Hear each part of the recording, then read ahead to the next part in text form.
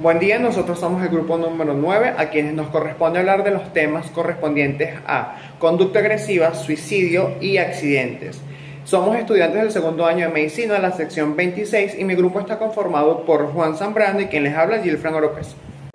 La conducta agresiva. La conducta agresiva es reconocida como la tendencia a dañar, destruir, contrariar, humillar, entre otras acciones que conllevan a la afectación de la integridad de una persona, de uno mismo o de un objeto. Dicho fenómeno ha sido estudiado desde diversas perspectivas de análisis, dentro de las cuales podemos mencionar la fisiológica, la cual asocia este comportamiento al instinto de supervivencia o a los mecanismos naturales que tenemos para proteger nuestro territorio y nuestra reproducción sexual. La psicoanalítica, en la que la agresividad es vista como aquella pulsión yoica y de autoconservación a partir de la cual se genera una confrontación con las demandas de cultura. La visión del modelo multidimensional, que considera la influencia de la emoción, la cognición y la conducta en la consecución de la agresividad tras algún factor desencadenante a dicho comportamiento. Por otra parte, la conducta agresiva es clasificada y comprendida a la luz de sus características de direccionamiento. La agresividad se puede categorizar como agresión directa por ser perceptible en su expresión, agresión indirecta caracterizada por ser sutil y prudente en la descarga emocional. En la clasificación sobre la naturaleza, las más comunes son la agresión física, que posee características visibles dadas mediante el contacto físico, la agresión verbal, que es aquella efectuada en la interacción oral para denigrar a otro. Finalmente, según la tipificación por función, la conducta agresiva puede ser reactiva, siendo una reacción ante una provocación que busca disminuir el estado de afectación ante estímulos amenazantes o sensación de hostilidad. Proactiva, que es motivado e intencional al cumplimiento de un objetivo del agresor sin que algún factor la impulse. Y por último tenemos la mixta, que es que la agresividad mixta es la ocurrencia de la agresividad proactiva y reactiva en el perfil del comportamiento de un individuo.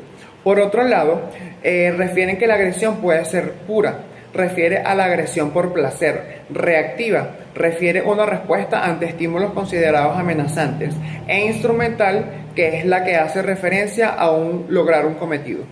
Siguiendo con la secuencia, nos encontramos con el suicidio, que es definido por la Organización Mundial de la Salud como el acto deliberado de quitarse la vida.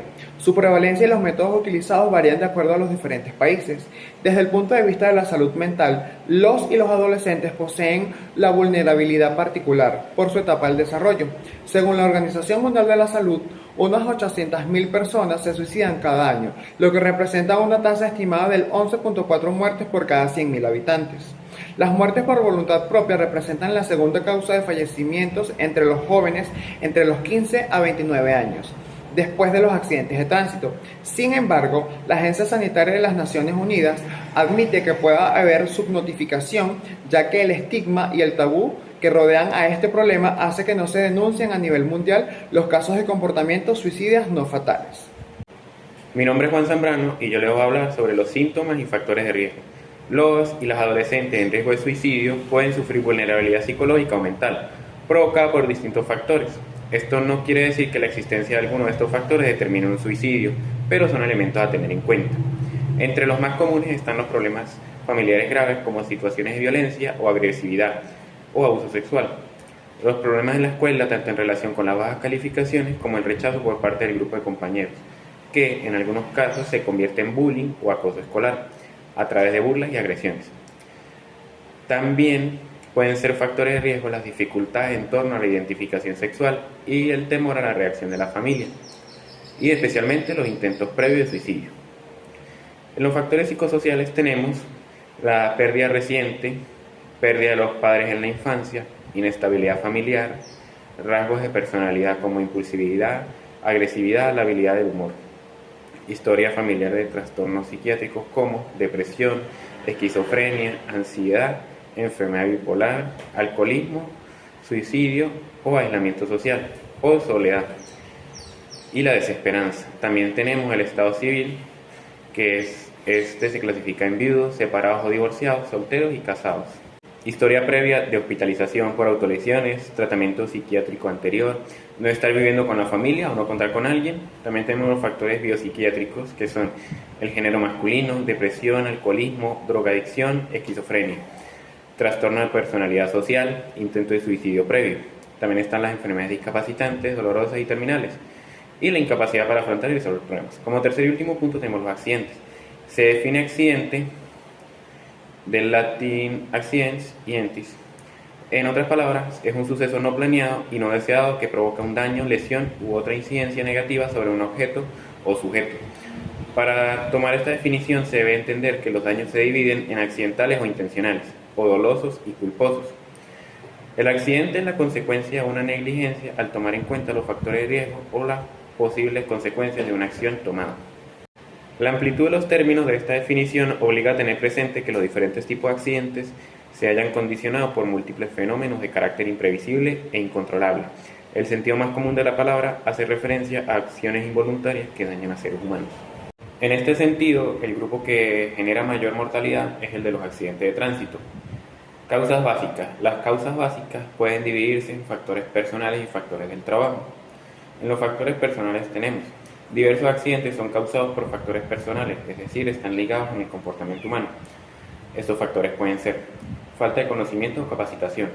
El personal no cuenta con los conocimientos necesarios para realizar su tarea de manera segura o no conoce los riesgos presentes en esta.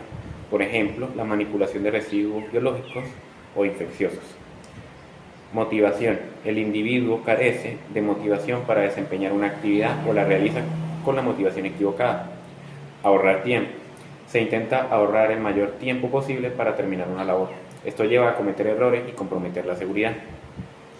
Buscar la comodidad. Algunos elementos de seguridad resultan incómodos y las personas prefieren evitarlos para sentirse más cómodos. Por ejemplo, evitar el uso del cinturón de seguridad o el casco. Capacidades físicas y o mentales. Las capacidades físicas y mentales del individuo deben ser óptimas para desempeñar una actividad de riesgo. En este sentido, el grupo que genera mayor mortalidad es el de los accidentes de tránsito. Causas básicas. Las causas básicas pueden dividirse en factores personales y factores del trabajo. En los factores personales tenemos: diversos accidentes son causados por factores personales, es decir, están ligados en el comportamiento humano. Estos factores pueden ser falta de conocimiento o capacitación. El personal no cuenta con los conocimientos necesarios para realizar su tarea de manera segura o no conoce los riesgos presentes en esta. Por ejemplo, la manipulación de residuos biológicos o infecciosos. Motivación. El individuo carece de motivación para desempeñar una actividad o la realiza con la motivación equivocada. Ahorrar tiempo. Se intenta ahorrar el mayor tiempo posible para terminar una labor. Esto lleva a cometer errores y comprometer la seguridad. Buscar la comodidad. Algunos elementos de seguridad resultan incómodos y las personas prefieren evitarlos para sentirse más cómodos. Por ejemplo, evitar el uso del cinturón de seguridad o el casco. Capacidades físicas y o mentales. Las capacidades físicas y mentales del individuo deben ser óptimas para desempeñar una actividad de riesgo. Por ejemplo, una persona con epilepsia debe evitar conducir vehículos pesados. Factores de trabajo. Un lugar de trabajo debe proveer los elementos de seguridad para su personal. La gerencia o jefatura es responsable de garantizar su existencia y correcta ejecución. Cuando no es así, alguno de los siguientes factores puede producir un accidente: falta de información o capacitación, falta de normas de trabajo o negligencia laboral, diseño inadecuado de las máquinas y equipos, desgaste de equipos y herramientas, mantenimiento inadecuado a las máquinas y equipos. También tenemos las causas inmediatas. Las principales podrían clasificarse como entorno laboral, condiciones del medio ambiente y del entorno del trabajo, equipos y herramientas, infraestructura, disposición del proceso productivo, incluyendo equipo de protección personal, entre otros. Personales. Actos inseguros con o sin conocimiento de causa y efecto, ya sean propios o de otro individuo. Administrativos. Falta o claridad de procedimientos, ausencia de normas, inspecciones deficientes o inexistentes. Supervisiones inadecuadas o inconstantes, falta de historial y seguimiento de incidentes o accidentes anteriores y otros. Donde el factor personal influye mayormente en la mayoría de veces en la causa raíz de cada incidente. Los actos inseguros y condiciones inseguras pueden identificarse. Veamos algunos de los ejemplos más comunes. Actos inseguros: realizar trabajos para los que no se está debidamente capacitado, trabajar en condiciones inseguras o a velocidades excesivas, no dar aviso de las condiciones de peligro que se observen o no están señalizadas, no utilizar o anular los dispositivos de seguridad con que van equipadas las máquinas o instalaciones, utilizar herramientas o equipos defectuosos o en mal estado, reparar máquinas o instalaciones de forma provisional y no segura, adoptar posturas incorrectas durante el trabajo, sobre todo cuando se manejan cargas a brazo, usar ropa de trabajo inadecuada, con cinturones o partes colgantes o desgarradas, demasiado holgadas o con mancha de grasa, etc. Usar anillos, pulseras, collares, medallas, etc. cuando se trabaja con máquinas con elementos móviles. Aquí hablamos del riesgo de atrapamiento. Utilizar cables, cadenas, cuerdas, ligas y aparejos de elevación en mal estado de conservación.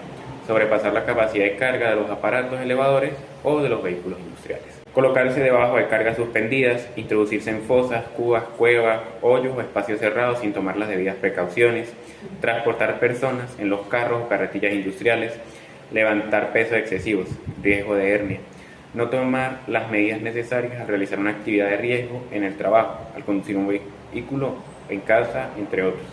Condiciones inseguras, falta de protecciones y resguardo en las máquinas e instalaciones, protecciones y resguardos inadecuados, falta del sistema de aviso, de alarma o de llamada de atención, falta de orden y limpieza en los lugares de trabajo, escasez de espacio para trabajar y almacenar materiales, almacenamiento incorrecto de materiales, apilamiento desordenado, bultos depositados en los pasillos, amontonamiento que obstruyen las salidas de emergencia, entre otros, niveles de ruido excesivos, iluminación inadecuada, falta o exceso de luz, lámparas que deslumbran, falta de señalización de puntos o zonas de peligro, existencia de materiales combustibles o inflamables cerca de fuentes de calor, huecos, pozos, zanjas sin proteger ni señalizar que representan riesgo de caída, pisos en mal estado, irregulares, resbaladizos o desconchados.